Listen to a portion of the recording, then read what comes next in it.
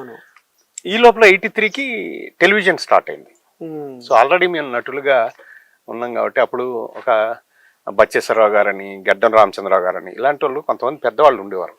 వాళ్ళు ఎక్కడైనా మంచి నటుడు కనబడితే అతను ఫోన్ నెంబర్లు అవి రాసుకొని, ఫోన్లు సెల్ ఫోన్లు ఆయన లేవు కదా, వీధి నాటకాలలో ఎవరు బాగా చేస్తున్నారు అనేది కనిపెట్టి చేసి అది నోట్ చేసుకుని ఈ సినిమా నుంచి ఎవరైతే వస్తారో చెన్నై నుంచి మెడ్రాస్ నుంచి వచ్చిన వాళ్ళకి వీళ్ళు క్యాటర్ చేసేవారు. ఇక పలానా ఆర్టిస్ట్ అండి వీళ్ళు ఉన్నారు తీసుకోండి అన్నట్టుగా.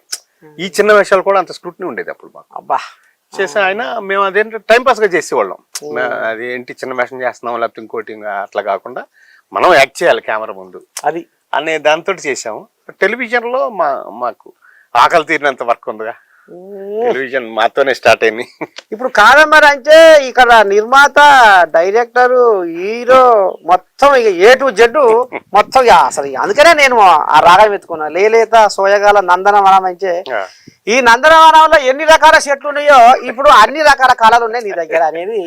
అంటే టెలివిజన్ కి ఎప్పుడైతే మేము నమ్ముకుని ఉన్నామో అందరు కూడా ఎంప్లాయీస్ గా ఉండేవారు.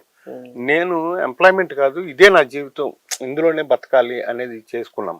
సో టెలివిజన్లో అన్ని మాకు మేము చేసుకున్నాయి.